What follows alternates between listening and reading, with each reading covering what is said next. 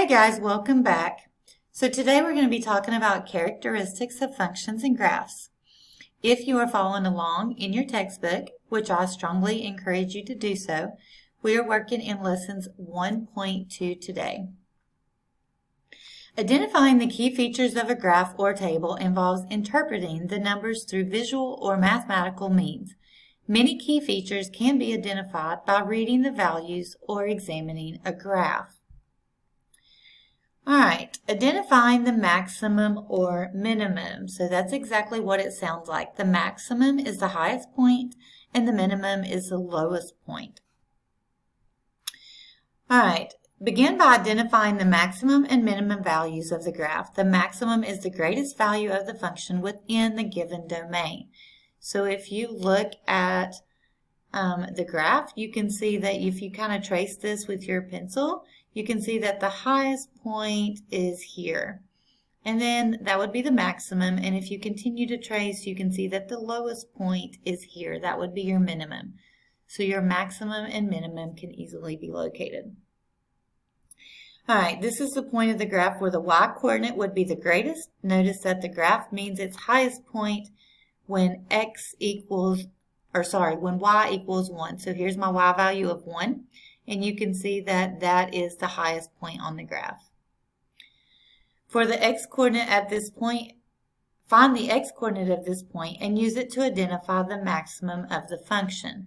So the x-coordinate would be here, which means that point would be negative 0.5 and 1. All right, the minimum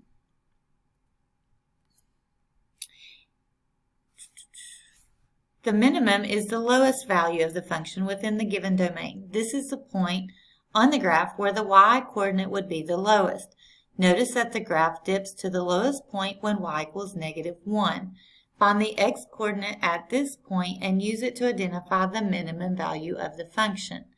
All right, so negative 1, and the lowest point would be at x equals 0.5.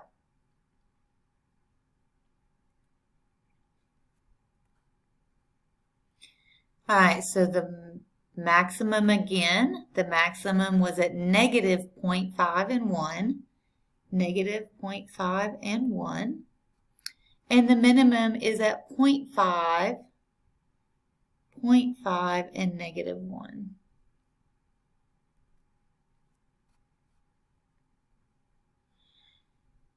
All right, identifying the domain on which the function is positive or negative. All right, definitions that you need to keep track of. A function is positive for all values in which the y-coordinate are positive. So anytime y is greater than 0, the function is considered positive. When looking at the graph, we are looking for the positions of the graph that are above the x-axis. Notice that this is not just a point. Instead, we need to identify an interval of the domain. Remember, we did intervals in the last lesson. Moving left to right, we notice that the graph begins above the x-axis when x is negative 0.75 and it continues until x is 0. So let's go examine the graph. All right, so again, here's our x-axis. Here's negative 0.75 and it's above 0 all the way to here.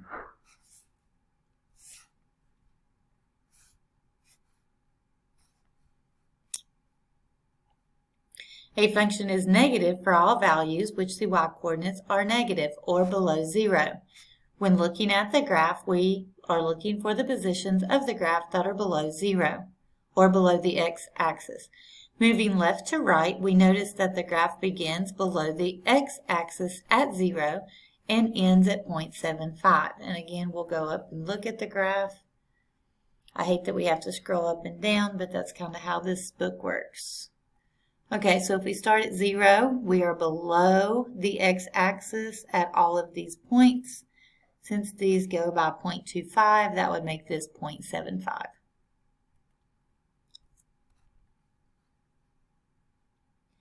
All right, so it is positive on the left side, so negative 0.75 to 0. and it is negative from 0 to 0.75.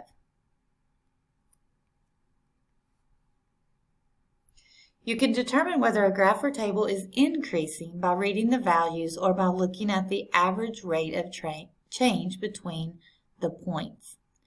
Identify the domain on which the function is positive or negative. A function is increasing when the y values are increasing, when the x values are increasing. The function will be traveling upward from left to right. A function is decreasing when y values are decreasing or going down, when the x values are increasing. The function will be traveling downward from left to right. All right, when x is 0, the graph changes from positive to negative. The point at which a graph changes from increasing to decreasing is called the turning point. Beginning at x equals negative 0.75, notice that the x value is increasing as x increases. So from here to here, it is increasing. This continues until negative 0.5, which we can see that's where it increases to. After the turning point, the y values are decreasing as x increases. So x is still going up from negative 0.5 to 0. X's are increasing, but the y is now turning go down.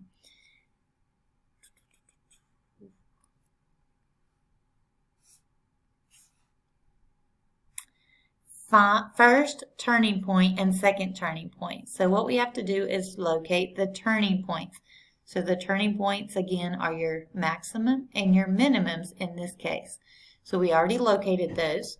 So the first turning point would be negative 0.5 and 1, negative 0.5 and 1. And the second turning point, so we're reading the graph left to right just like we do when we read a sentence, and that is negative 1. Well, we do x and y, so it's going to be 0.5 and negative 1. So 0.5 and negative 1.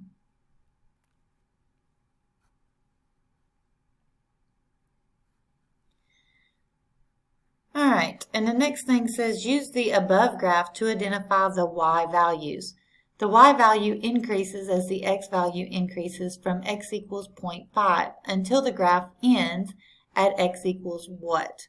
So where does the graph end? It looks like it ends right here at 0.75. So let's go down here, see if we have that as a choice. And we do. So it's going to end at 0.75, and that just tells us where the graph terminates at that point. All right, calculate the rate of change to solve the problem. What is the average rate of change between the 2 points on a graph?